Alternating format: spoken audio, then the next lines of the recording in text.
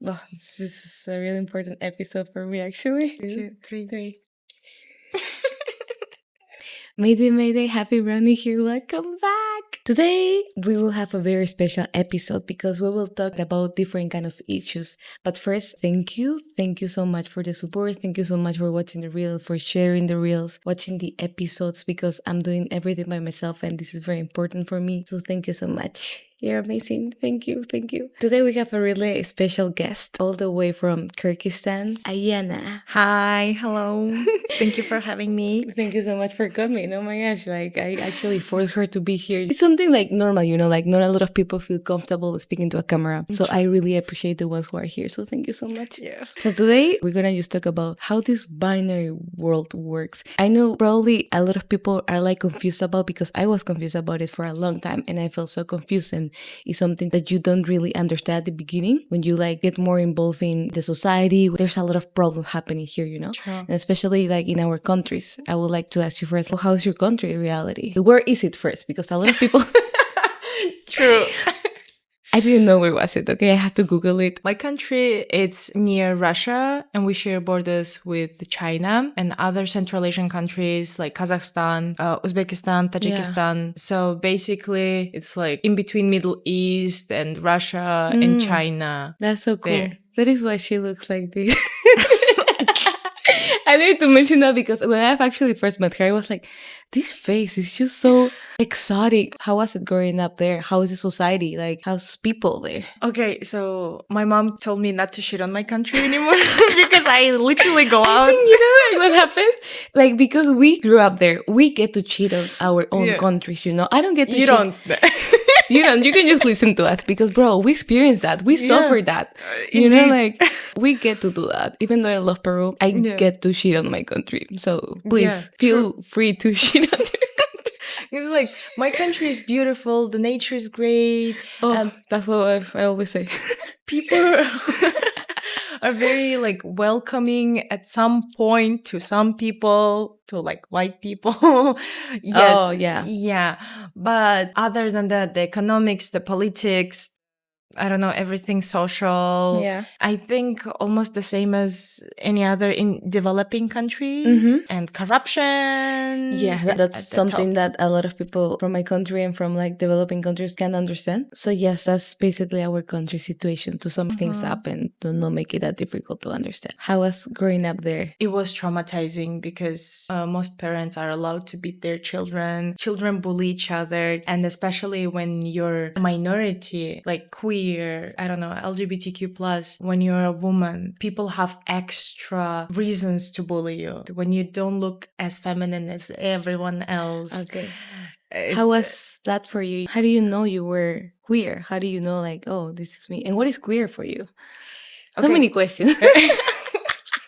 I'm sorry. This is just like when we met, I asked you some questions.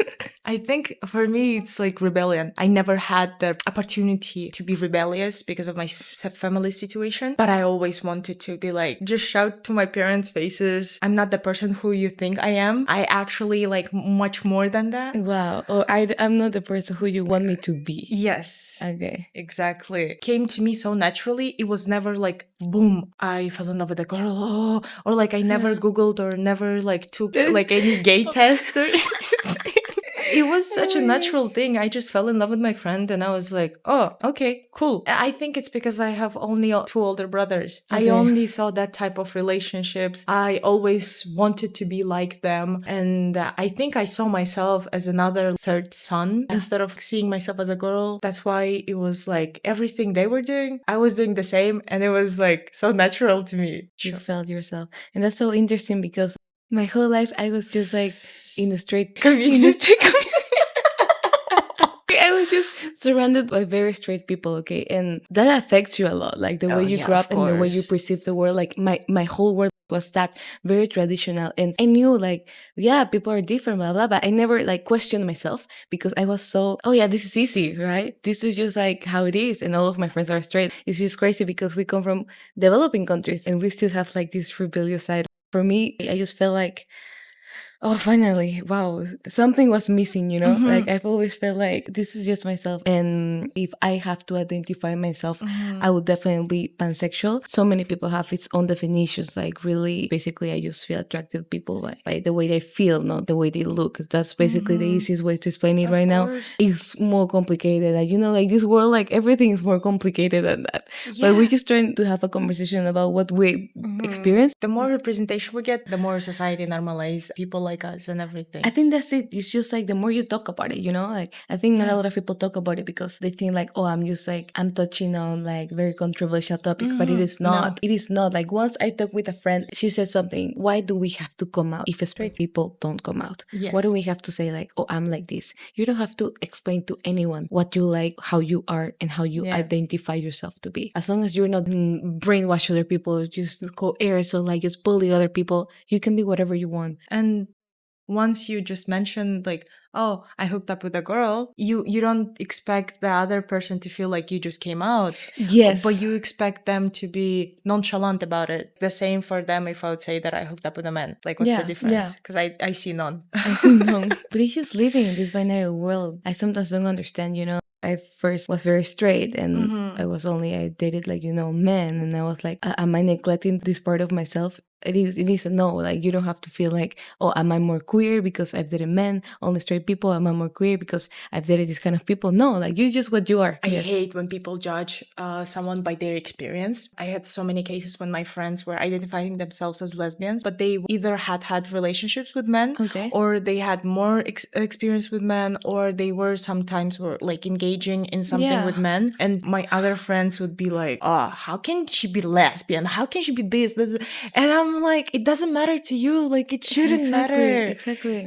Because she can be like whatever she says and she can do whatever she wants. Yeah. She is not hurting anyone. She's not like getting into your business. Yeah. So you shouldn't as well. That is one of part of our big struggles, you know? What kind of a struggle do you think we have? I think it's very personalized, but at the same time, it's some experience that we understand and share. Like being oppressed, shamed for who we are, and embarrassed. Not just we are being shamed by someone, but we are embarrassed to be ourselves. Yeah. At some point of my life, everything was a struggle. Every day was a struggle. Money-wise, household-wise, relationships-wise, relationships with family-wise, like identity crisis. Why? Because I came out as a non-binary just like a year or 2 years ago. Okay.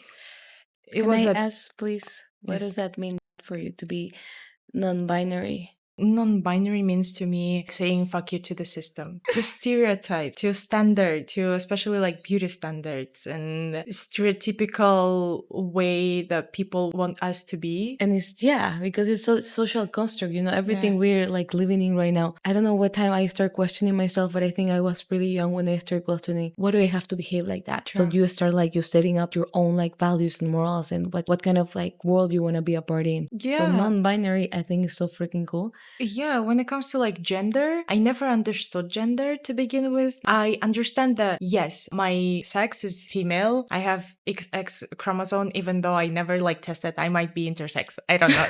That's true. That's the thing. Like, people don't know. They just assume that you're female just because you look like one. And when it comes to gender as well, I grew up with my brothers and my father. And my mom, because of them, she had to cope with all the abuse and violence. And she have this masculine strong energy as well. Wow. And all 4 of them were like pressuring me in the way of like toxic masculinity, no emotions, no crying, no asking for help. The only emotion that you can express is like aggression, anger. But when I go out of my family, especially my parents' divorce, I was isolated from that part. And when I went to school, people treated me like a girl. People were not expecting me to like get angry or like have anger management issues, because I would just one day snap and then start fighting, and they would be like, bro, go, stop. Oh, be humble. in your family it was so normal for you to be treated as like another bro, another like True. another son, but outside like everyone treated you as something else. Yeah, and everyone, especially when I talk about my family, most of the people, they assume that I was like a princess, that I was treated like a princess. My dad tried, but like he failed so bad. Like I was never a princess girl, never. Wow. And I was never especially treated as one. That is so interesting, actually. And one day I'm like, fuck this. It genuinely, because I never understood it. I never wanted to like perform as a girl because I kept failing by the standards of a girl. And I don't think that anyone can succeed by that standard. At what point, like, more standards keep coming out and you're like, wow, why do I have to be like that? I'm like, it's so tiring. Yeah. And we share it personally based on our own like struggles, One day I will bring a man to share because I'm pretty sure they share a lot. There's a lot of social pressure for them Of too. course. And that's completely true. And then we have to recognize that because the fact that we're sharing this because there's a problem and we have to recognize our problem because if we don't talk about it, we will normalize it so much. Yes. And whenever I see a cisgender person, I have this like, how do you know that you're cisgender? How do you know that your gender aligns with your sex? Cisgender is your gender, woman, and it aligns with your birth sex. You can be a cisgender gay, right? Mm-hmm. You can be still not heterosexual, but still be cisgender. That's different. I didn't know. Thank you. Because you're queer. You're like, you're pansexual or you can be lesbian, but you're still cisgender because you still identify yourself as a woman. Yes. And that's the thing, identifying myself as a woman. Like I grew up in this household. My mom has a really great personality, but I was never, and I'm the eldest, okay? I have 2 little brothers, not even that little, but I was never told what to do because I was really raised to be independent and to have like my own way of like behaving and thinking. They never overprotected me. They never told me what to do. They never told me how to think. So I think like because of this, I developed a very strong personality, a very masculine personality. Like I used to get into debates with my dad. I used to just tease my dad that I love you. But I used to tease my dad, even if I agree with him, just because I didn't want to agree with him. Just because I can bother him. I love that. Because, like, my dad is from the military and I grew up like in a military school. I always had a really strong personality, so I used to be very impulsive, and I still am somehow. Like if we go out and someone tries to do something to you, I don't know how would you react, but I'll probably kick their fucking asses off me or like punch them back because I am like that. And even though externally I look so feminine, but people don't perceive myself like that because I like makeup, I like to dress up in this way, and I try my best because I feel like sometimes, I'm not queer enough. I don't show myself enough. Why? Because there's so much pressure right now of people forcing you to dress up in a way, to behave in a way so they know what you are. Otherwise, they won't believe you, right? True. So I have to act like this so I can show you that I'm lesbian. I have to act like this so I can show you I'm pansexual. Why? Like, just ask me, like you lose nothing by asking me. I feel like a lot of people, they feel maybe offended when someone asks you, are you gay? They're like, why do I look gay? I think it's a compliment. True. Because it means like both of your energies are kind of aligned and you can just flow and you can just be whoever you want. Is it the same for you? Like you have a really strong personality? It's funny because you're shorter than me, you're thinner than me, and you have more, I would say, feminine like traits. But I always was like a soft person. I always wanted to avoid conflict. I had to learn how to stand up for myself or, I don't know, speak up. Or get into arguments or confrontations, open confrontations. I had to like go through a lot to learn that. And it's funny when you mentioned that because we look so different. I would say that I look more masculine and I used to look a lot more masculine back in the days wearing my brother's clothes, like having short hair, broader shoulders, especially how I talk and how I come as confident. They think I would be like confronting them up front while inside I'm like... Don't bully me. Wow. Yeah, that is crazy because we're so different, And people can say, but it's still like at the end, gender is not like based on the way you look. Yeah, and totally not how other people want us to be. Exactly. Or see us. Yeah, Yeah. there is definitely the big struggle. And this is my first time saying openly that I am gay, which Mm-hmm. is very scary because only my Oh, parents knew about it and yeah. my brothers, that's it, not my whole freaking family and probably not a lot of people that I know. But fuck it, you only live once and you could be whoever you want. That's so cool. Again, it's so funny. My family is the only people who don't know. And like wherever I go, I start like I'm Ayana Geshima, I'm non-binary and bisexual. It's like my visit card. Wherever I go, I start with that. Oh my god, that's so cool though. That's so cool. And I think like to put a name to it and to be like I am this so you cannot name me. So I'm telling you how I am first. So Yeah. you cannot tell me how I'm supposed to be. Yes. My Me mom neither. once asked me whether I was trans, and she doesn't know what it means. It just she knows Yeah, that yeah, like yeah. some people dress up like the opposite sex and they are trans, Okay. right? And she even uses the wrong term transsexual, which is an old and degrading term. Uh-huh. And I'm not. I don't want to be anyhow associated with like be like men because Yeah, I'm we're just sorry. different. Like I'm Yeah. just better. The, I'm the just fact better. that you can just have some like masculine traits doesn't make you anything. You have the Yeah. traits, and I just love the flow. Yes. As biologically women have experienced the same struggles. True. Coming to Taiwan is the same. It's a big change. How was it for you? Like the community, how was the difference between the community in your country and the community in Taiwan? In my country, I just got lucky because in my country we have non-government. We used to have non-governmental organizations, Okay. LGBTQ plus supportive and non-governmental organizations. I even got the best chance in my life to work in the biggest So cool. Central Asian Take me non-LGBT. there. I don't speak Russian. Привет. No, they closed it. Oh fuck. Why? They shut it down because of the politics. Like our current Oh. government is not treating us nicely. So, anyways, we have a community in Kyrgyzstan.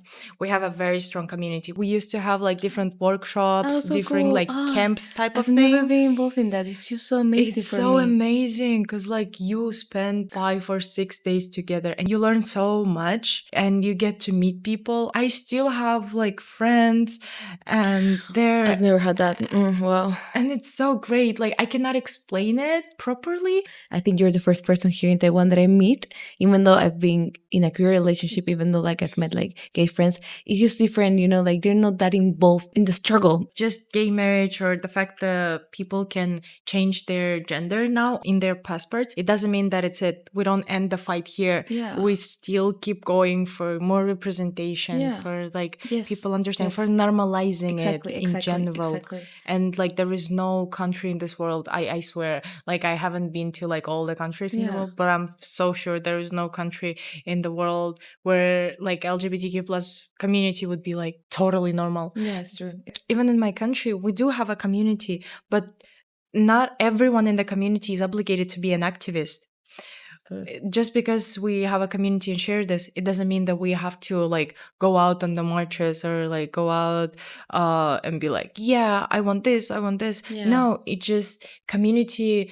Even when we get all the rights, I believe we still need communities. Like I still think Yeah. that straight heterosexual people need communities. Men need communities. Like I think everyone girls, like womanhood, sisterhood. It's called.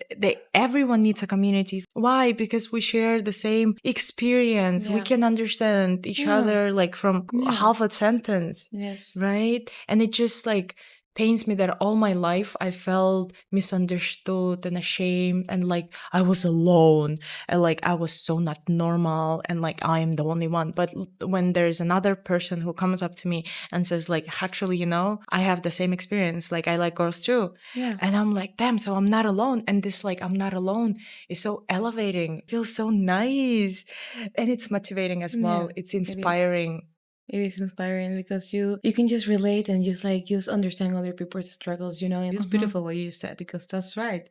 Just by sharing, just maybe one will hear this and they will be like, I want to be their friends. Please, like we're actually looking for lesbians in Taiwan. Yes, please. Just Call please me come, there. come, like text me. I do need lesbians. I do need like queer lesbians. woman in my life. I do need please, like we're here, okay? Yeah. This is an idea that to finish this episode. I would like to say something, and maybe you would like to share something too. This is a very important episode for me because I'm talking about something that I've always thought, and I've had like all these ideas, but I think over time you get to a little bit repress yourself because the people you hang out with, even though you love them, they don't share the same, and they don't feel the same, and they don't like the same things. Yeah.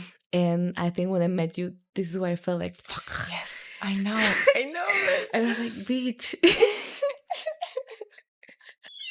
Like, I don't know you, but I already love you. Type of thing, right? Yeah, I was like, fuck. Yeah, this is basically how I feel. Like, oh my gosh, finally, I feel like I can ask you so many things no one else have answers for, you know? So it was like, oh yeah, finally. And you've been way more involved in this, you know, like, so that's beautiful. That's beautiful. Thank you so much for that. Yeah, Thank you so much for existing. I know, same. Thank you for appearing in front of me at some point in my life. Because for me, I had to build relationships with my parents, with my brothers, with most of my friends. I do have like a best friend who is queer as well, and I have a straight man best friend. And I had to build those relationships. We had to like work really hard to make it work. To make them understand, right? Yes, we have to like still talk for so long to get to understand each other, and I ask like silly questions because they seem silly, but I just genuinely don't understand some parts of like men's experience or like straight people experience or and everything, right? Yeah. So you have to build that from scratch, and you have to learn how to love them while there's like Dana coming just like towards you and when be like, they appeared "Hi." in your place, like, hello. Yeah, and I'm like, wow. And there is just like 2 sentences, and I'm like, wow, I already have so much love. That's why it is something that my friends tell me that it's very hypocritical of me. But whenever I see gay person, queer person, I just love them a lot. I just love them. It doesn't matter. Like, they can be a shitty person, of course. They can be like maniacs, but the first thing, I am excited to meet this person. So yeah, thank you so much. Thank you so much for being here and like sharing everything. Thank you for having me. And thank you for providing me a platform to again say that I'm not bisexual. I hope one day my mom will learn English and see it and be shocked. Can you like use like I can send you the audio and use like put like Russian subtitles? Wow! And send it to my parents. Imagine them. You send it to them and it's like, look at this. Okay, it's unsafe. It's dangerous. Just look at this, okay? Yeah. Thank you. Thank you so much. Thank you so much for being here. Oh my gosh. Okay, so please, this is a call out for all of the lesbians out there in Taiwan or wherever you are. Queer people, we're just here. Yes. Alone with no more queer friends. Yes. I have queer friends that, yeah, you know what? You understand now. Yeah. So thank you so much for listening. Oh my gosh, thank you so much. And please, if you like this, share it. Give it some love. Give us some love. And queer community out there, we're here.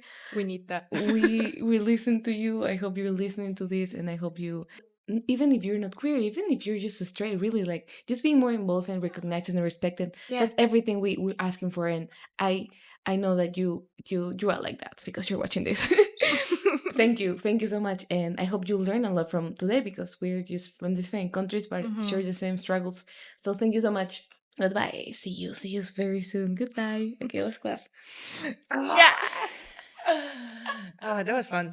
It was fun, right? Yeah. Yeah, you're like this like animal. You fuck all of your friends. You're like the thing like it's like bro, like we don't do that. Yeah, some do, and like the same way, like straight people have toys. Yeah, right, the same way. So it's so crazy, like.